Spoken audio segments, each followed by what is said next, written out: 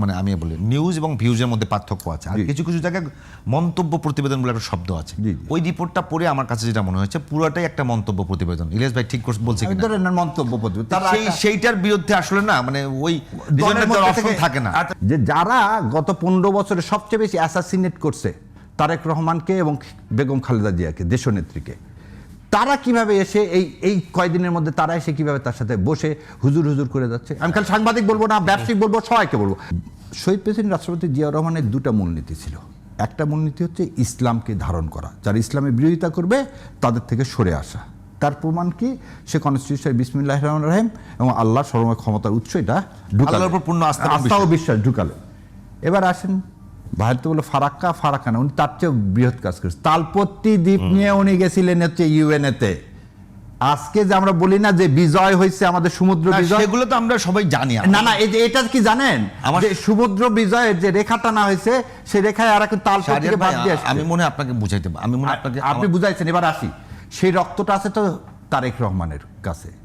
আমাদের কথা, তারেক রহমান কি ভারতীয় আধিপত্যবাদ থেকে সরে গেছেন কিনা, এটাই ছিল আপনার কোশ্চেন। এটা যে জামাত ইসলাম বলতেছে, আমি আপনাকে আর খোলাটা কারেকশনটা করে দিই। এক নম্বর বিষয় যদি বলেন যে মানে বিশ্বের কোনো সংবিধানে সরাসরি মানে ইমানের মূল বিষয় যেটা, যে আল্লাহর উপর পূর্ণ আস্থা এবং বিশ্বাস, এটা তো ইমানের মূল বিষয়। বিশ্বের কোনো সংবিধানে এটা অ্যাড হয়নি, কিন্তু বাংলাদেশ ছাড়া, বিশ্বের একমাত্র বাংলাদেশেই ছাড়া আর কোনো জায়গায় হয়নি, অ্যাড হয়নি। এটা শহীদ রাষ্ট্রপতি করেছেন। শহীদ রাষ্ট্রপতি সংবিধানের শুরুতে বিসমিল্লাহ করেছেন, সাথে আধিপত্যবাদ বিরোধী শক্তি হিসাবে তাকেই প্রথম ধরে নেওয়া হয় দুইটা কারণে।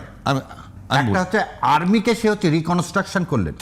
আমি ব্যাখ্যা দিই। এখন এই শহীদ রাষ্ট্রপতির দলকে আধিপত্যবাদের পক্ষের দল হিসাবে যে ক্যাম্পেইন করা হচ্ছে, সেই রিজনটা কি? এই কথাটাই বলতেছিলাম যে আজকে কেন রিজন হলো। প্রথম কথা, আমি বললাম যে আমার ফেরার পিছনে কোনো কারণ নেই। আমি 2 দিন পর, যখন 15 দিন পর ফিরে আসলাম, আমি এই কথাটা চেঞ্জ হতে পারে না, তাহলে আমাকে সেই ব্যাখ্যাটা দিতে হবে। রাজনীতিতে আমরা সারফেস লেভেল, কথাটা হলো যে আমাকে তো ব্যাখ্যাটা দিতে হবে। দ্বিতীয় কথা, আমি এখানে ব্যাখ্যার সাথে 300 ফিটে তিনি যে বক্তব্য দিলেন, তাতে ভারতের আধিপত্যবাদের শব্দটা কিন্তু তিনি একবারও আজ পর্যন্ত যতগুলো দিছেন একবারও ইউজ করেননি। একদম আপনি একদম খুব সুন্দর, ভারতীয় না বলে আধিপত্যবাদ বলেছেন। সে আধিপত্যবাদ তো মানে সমস্ত আধিপত্যবাদ, কিন্তু আমাদের একটা কথা হচ্ছে, হাদির, আপনি যখন বলবেন হাদির বিচার চাই, আধিপত্যবাদের বিরুদ্ধে আমি লড়াই করব বললেই কিন্তু, আচ্ছা যদি এটাকে আপনি ওই ব্রড সেন্সে নিয়ে আসেন, আধিপত্যবাদের বিরুদ্ধে উনি বলছেন, আচ্ছা ঠিক আছে, ভারতের মধ্যে হলো। এখন দ্বিতীয় যে কথাটা হলো, তার যে নির্বাচনী ইস্তেহার, সেই নির্বাচনী ইস্তেহারে আমরা দেখতে চাই, আমি বলতে চাই এখনো দেখতে চাই, কারণ যে কথাগুলো আমরা শুনতেছি বা শুনতে পাচ্ছি তার দলের বিভিন্ন লোকের, যেমন ধরেন সালাউদ্দিন সাহেব গতকালকে বলছেন একজন মারা গেছেন, সেটা বিচ্ছিন্ন ঘটনা। এইভাবে যদি আমি প্রতিটা জিনিসকে যদি মালায় গাঁথি, তাহলে আমি 2টা জিনিস দেখতে পাচ্ছি। 1 নম্বর হচ্ছে, যদি এই রিপোর্টটা সত্যি হয়ে থাকে আনন্দবাজারের, এটা আপনি বলেন আনন্দবাজারের রিপোর্ট সম্পর্কে আজ পর্যন্ত বিএনপির কোনো দলীয় কোনো স্টেটমেন্ট নাই যে আমি আপনাকে একটা কথা বলি, বেশি হয়ে গেছে কি প্রতিবেদন আর মানে আমি বলি নিউজ এবং ভিউজের মধ্যে পার্থক্য আছে। আর কিছু কিছু জায়গায় মন্তব্য প্রতিবেদন বলে একটা শব্দ আছে। ওই রিপোর্টটা পড়ে আমার কাছে যেটা মনে হয়েছে পুরোটাই একটা মন্তব্য প্রতিবেদন। ইলিয়াস ভাই ঠিক বলছে কিনা? মন্তব্য প্রতিবেদন, সেইটার বিরুদ্ধে আসলে না মানে ওই অপশন থাকে না। দলের মধ্যে স্টেটমেন্ট দেওয়া যেতে পারে না। আপনার যদি বলেন যে দরকার নাই, যদি কেউ বলে দরকার নাই, আপনি যেটা আমি মনে হয় একটা জায়গায় খোলাসা করতে পারতেছি না যে আসলে মানে সম্প্রতি কোনো কারণে হতে পারে, কিন্তু আমি ইলিয়াস ভাইয়ের সঙ্গে কথা বলছিলাম যে আওয়ামী মুসলিম লীগ থেকে আওয়ামী লীগ হয়ে গেছিল একটা মুসলিম জাতীয়তাবাদী দল, একেবারে বামপন্থী ঘরানার দলে পরিণত হয়ে সেকুলার হয়ে গেছে, নজির আছে। আপনাদের কাছে এনসিপি এবং জামাতের কাছে কেন মনে হচ্ছে যে বিএনপি তার মানে চেঞ্জ করছে, আধিপত্যবাদ ক্যারেক্টার থেকে বেরোয় যাচ্ছে?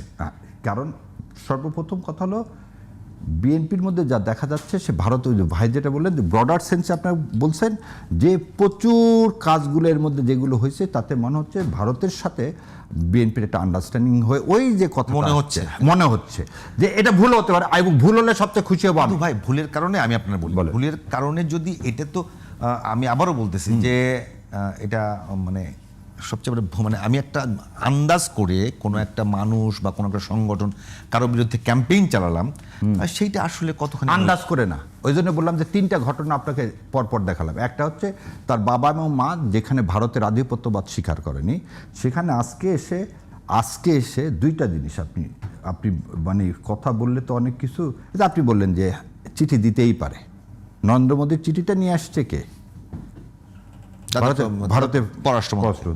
তিনি ডক্টর ইউনূস সাহেবের সাথে বসেননি, কোনো পলিটিক্যাল পার্টির সাথেও বসেননি, কিন্তু তিনি হঠাৎ যখন দেখতেছেন আমাদের দেশের মানুষ, আপনার আরেকটা জিনিস বলি, কেন সব সময় ইন্ডিয়ান সমস্ত পেপার পত্রিকা, এগুলো সব বাদ দিই, সমস্ত পেপার পত্রিকা বলতেছে যে বিএনপি ক্ষমতায় আসলে ভারতের সাথে সম্পর্ক ইমপ্রুভমেন্ট হবে। এটা কি বিএনপির দোষ? না, আপনি আমাকে এটা বলেন যে ভারতের সাথে যে আপনি সম্পর্কটা কিরকম হবে সেটা তো আপনি আজ পর্যন্ত বললেন না রে ভাই। আপনি কি বলছেন যে আমার বাবা মার সাথে যে সম্পর্ক, যে রক্তের কারণে যে জন্য আমার মা মারা গেলেন, আপোষ করলেন না, সেই একই ধারা আমি চলবো? আজকে এই ইয়ার কথা বলি, আজকে পানির কথা নিয়েও আজকে এই মাহমুদুর রহমান ভাই আজকে যে সম্মেলনে যে 2টা কথা বললেন, যে রুহুল আমিন ভাই থেকে শুরু করে সমস্ত সাংবাদিকের কথা নিয়ে আসলে, ওখানে প্রথম আলোর পানি নিয়ে কথা বলছিল। পানি আমাদের ডেইলি স্টার মাহফুজ সাহেব পানি নিয়ে কথা বলছে, এবং তারেক রহমান সাহেব এটাই অ্যাড্রেস করছে। তিনি কি একবারে তিস্তার কথা আর ফারাক্কার কথা বললেন ওখানে? ইলিয়াস ভাই এটা একটু বলবেন। ফারাক্কা এবং তিস্তার কথা আপনি বললেন না, আপনি তো এই কথাটা যে বললেন ফারাক্কা তিস্তার কথাটা তো মেন। আমার নদী ড্রাইড আপ হয়েছে তো এদের জন্য।